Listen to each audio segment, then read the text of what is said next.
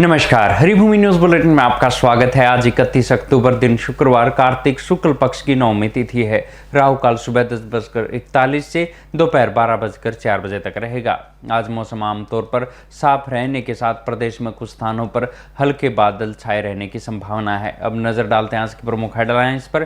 Police बोली सत्ता परिवर्तन की साजिश थे दिल्ली दंगे। मुंबई में 17 बच्चों समेत 19 लोगों को बंधक बनाने वाले का एनकाउंटर। हरियाणा के बेटे जस्टिस सूर्यकांत बने देश के 53वें न्यायाधीश। 24 नवंबर को लेंगे शपथ। कर्नाटक सरकार को हाईकोर्ट से झटका। आरएसएस के कार्यक्रम के रोक लगाने के फैसले पर हाईकोर्ट का स्टे। बिहार चुनाव चरम पर पहुंचा, नेताओं का वाकयुद्ध। पीएम ने छपरा तो राहुल ने नालंदा में की चुनावी सभा। अब खबरें विस्तार से। सबसे पहले बात करते हैं देश की राष्ट्रीय राजधानी दिल्ली में 2020 में हुए सीएए आंदोलन की। दिल्ली पुलिस ने सुप्रीम कोर्ट में कहा कि दिल्ली दंगे सत्ता परिवर्तन की साजिश का प्रयास था। 117 पन्नों के हलफनामे में पुलिस ने कहा कि जांच में मिले गवाहों के बयान, दस्तावेज और तकनीकी सबूत बताते हैं कि ये दंगे नागरिकता संशोधन कानून के खिलाफ विरोध को हथियार बनाकर योजनाबद्ध तरीके से कराए गए थे। इस साजिश के तहत देश भर में हिंसा फैलाने की कोशिश हुई, जिसमें उत्तर प्रदेश, असम, पश्चिम बंगाल, केरल और कर्नाटक जैसे राज्य शामिल थे। सीएए के खिलाफ दिल्ली में 23 से 26 फरवरी तक भड़की हिंसा में 53 लोगों की मौत हुई थी और सैकड़ों लोग घायल हुए थे। उमर खालिद और शर्जिल इमाम साजिश करता थे, जिन्होंने लोगों को भड़काने और बार बार झूठी याचिकाएं दाखिल कर रहे हैं ताकि केस की सुनवाई में देरी हो। ये न्याय प्रक्रिया में रुकावट डालने जैसा है। सुप्रीम कोर्ट ने 29 अक्टूबर को आरोपियों को जमानत याचिकाओं पर दिल्ली पुलिस को जवाब दाखिल करने के लिए 2 हफ्तों का अतिरिक्त समय देने से मना कर दिया है। अब अगली सुनवाई 31 अक्टूबर को होगी। जस्टिस अरविंद कुमार और जस्टिस एनवी अंजारिया की बेंच ने कहा कि हमने आपको पर्याप्त समय दिया था। दिल्ली हाई कोर्ट ने आरोपियों उमर खालिद और शर्जिल इमाम समेत 9 की जमानत याचिकाएं खारिज कर दी है। 13 अक्टूबर को शर्जिल इमाम ने बिहार विधानसभा चुनाव लड़ने के लिए दिल्ली की कड़कड़डुमा कोर्ट में अंतरिम जमानत की याचिका दायर की थी। अब बात करते हैं देश की आर्थिक राजधानी बम्बई की। बम्बई के पवई क्षेत्र में एक स्टूडियो में 17 बच्चों सहित 19 लोगों को बंधक बनाने वाले रोहित आर्या का पुलिस ने एनकाउंटर कर दिया है। बताया जाता है कि आरोपी ऑडिशन के बहाने बुलाकर उन्हें बंधक बना लेता था। रोहित ने गुरुवार को दोपहर 17 बच्चों व एक सीनियर सिटीजन को बंधक बना लिया। सूचना के बाद पुलिस व स्पेशल कमांडो ने 1 घंटे की कार्रवाई के बाद सभी बंधकों को सुरक्षित बाहर निकाल लिया। पुलिस को घटनास्थल से एक एयरगन और केमिकल भी मिला है। पुलिस के मुताबिक आरोपी ने 100 से ज्यादा बच्चों को ऑडिशन के लिए बुलाया था। बच्चों सहित 19 लोगों को बंधक बनाने के बाद रोहित आर्या ने एक वीडियो जारी किया था, जिसमें उन्होंने कहा कि मैं रोहित आर्या हूं, सुसाइड करने की बजाय मैंने एक योजना बनाई है और कुछ बच्चों को यहां बंधक बनाकर रखा है।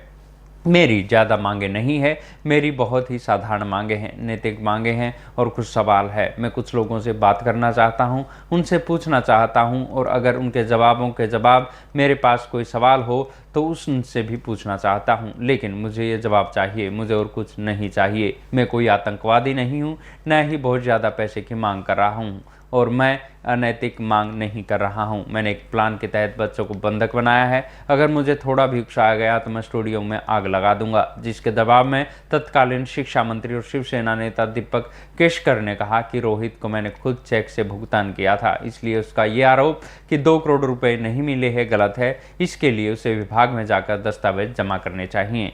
अब बात करते हैं देश के 53वें मुख्य न्यायाधीश सूर्यकांत की। केंद्र ने जस्टिस सूर्यकांत को 53वां सीजेआई नियुक्त कर दिया है। जस्टिस सूर्यकांत सीजेआई गवई की जगह 24 नवंबर को मुख्य न्यायाधीश की शपथ लेंगे तथा 14 महीनों तक पद पर रहेंगे। कानून मंत्रालय ने गुरुवार को यह जानकारी दी। वे मौजूदा सीजेआई भूषण रामकृष्ण गवई की जगह लेंगे। जस्टिस सूर्यकांत मूल रूप से हरियाणा के हिसार के पेटवाड़ गांव के रहने वाले हैं। जस्टिस सूर्यकांत इंडियन जुडिशियरी की टॉप पोस्ट पर पहुंचने वाले हरियाणा के पहले शख्स होंगे। उनके पिता एक शिक्षक थे। 8वीं तक उन्होंने गांव के स्कूल में पढ़ाई की, जहां बैठने के लिए बेंच नहीं थी। दूसरे गांव वालों की तरह जस्टिस सूर्यकांत ने अपने परिवार का पालन पोषण करने के लिए खाली समय में खेतों में काम किया। पहली बार शहर तब देखा जब वे 10वीं की परीक्षा देने के लिए हिसार से छोटे से कस्बे हांसी गए थे। उन्होंने आर्टिकल 317 डेरा प्रमुख गुरमीत राम रहीम यौन शोषण मामला, अलीगढ़ मुस्लिम यूनिवर्सिटी का स्टेटस और पेगासस स्पाइसवेयर व बिहार एसआईआर मामले की सुनवाई कर चुके हैं। अब बात करते हैं कर्नाटक सरकार द्वारा आरएसएस की ड्रेस पहनने पर लगाई रोक की। कर्नाटक के लेंगासुगुर में आरएसएस कार्यक्रम में जाने वाले सरकारी कर्मचारी प्रवीण कुमार केपी के सस्पेंशन पर स्टे लगा दिया है। ये रोक कर्नाटक स्टेट एडमिनिस्ट्रेटिव ट्रिब्यूनल ने लगाई है। प्रवीण कुमार पंचायत विकास अधिकारी के अलावा भाजपा विधायक मनप्पा डीजल के पीए भी हैं। प्रवीण 12 अक्टूबर को आरएसएस की ड्रेस पहनकर संगठन के कार्यक्रम में शामिल हुए थे। सरकार ने उनके खिलाफ कार्रवाई करते हुए सस्पेंड कर दिया था। प्रवीण ने इस फैसले के खिलाफ ट्रिब्यूनल में अपील की थी। ट्रिब्यूनल ने जुडिशरी मेंबर एस.वाई.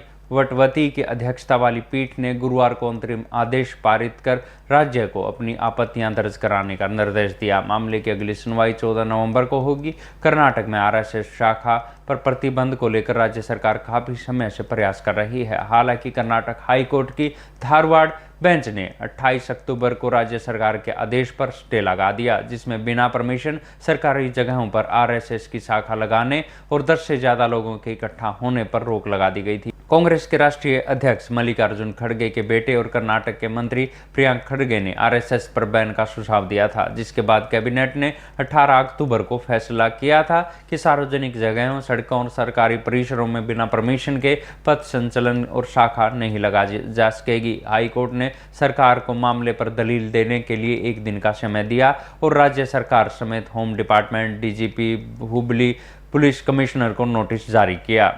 और अंत में बात करते हैं बिहार विधानसभा चुनाव की। बिहार में 6 नवंबर को होने वाले पहले चरण के मतदान की तारीख नजदीक आने के साथ नेताओं में वाकयुद्ध चरम पर पहुंचने लगा है। गुरुवार को कांग्रेस नेता राहुल गांधी ने सीधे प्रधानमंत्री मोदी पर हमला बोला और प्रधानमंत्री ने बिना नाम लिए कांग्रेस व गांधी परिवार को लपेटा। राहुल गांधी ने नालंदा के नूरसराय में कहा कि मोदी डरपोक हैं। इस मर्ज में ज्यादा दम इंदिरा गांधी में था। मोदी ट्रंप से डरते हैं। 50 बार अमेरिकी राष्ट्रपति ने बोला है, मैंने नरेंद्र मोदी को डराकर ऑपरेशन सिंदूर बंद कराया है। ट्रंप के अलग अलग देशों में जाकर उनका अपमान कर रहा है। कहता है मैंने मोदी को झुका दिया। उनके मुंह से एक आवाज नहीं निकली। ऐसा आदमी बिहार में कभी विकास नहीं ला सकता। ट्रंप हमारी सेना के बारे में बोल रहा है, हमारी वायुसेना के बारे में बोल रहा है। मोदी जी चुप हैं। इंदिरा गांधी ने अमेरिका को चुप करा दिया था। ट्रंप कहता है मैंने मोदी को फोन लगाया कि ऑपरेशन सिंदूर रोको और फिर ऑपरेशन रुक गया। मैं मोदी जी को चैलेंज करता हूं, बिहार आकर कहें कि ट्रंप झूठ बोल रहा है। जिसके बाद बीजेपी राहुल गांधी के खिलाफ चुनाव आयोग पहुंच गई है। उधर प्रधानमंत्री मोदी ने बिहार के छपरा में मोदी ने कहा कांग्रेस आरजेडी का नुकसान चाहती है, बिहारियों को गाली देने वालों को प्रचार में बुला रही है, बड़ी साजिश की जा रही है। तेलंगाना और कर्नाटक में कांग्रेस के नेता बिहारियों को गालियां देते हैं। तमिलनाडु के डीएम के नेता बिहारियों को प्रताड़ित करते हैं और इस बार के चुनाव में कांग्रेस ने सारी हदें पार कर दी है। जिन लोगों ने बिहार को गालियां दी उन्हें कांग्रेस ने चुनाव प्रचार के लिए बुलाया। ये सोची समझी साजिश के तहत हो रहा है। कांग्रेस चाहती है कि राजद का चुनाव में नुकसान हो, इसलिए उसे प्रचार के लिए बुला रही है। ये एक उदाहरण है कि कांग्रेस और राजद की लड़ाई कितनी बड़ी होती जा रही है। ऐसी ही खबरों से जुड़े रहने के लिए देखते रहिए हरिभूमि टीवी। और अधिक खबरों को विस्तार से जानना है तो हरिभूमि अखबार पढ़ें या हरिभूमि की वेबसाइट पर जाएं।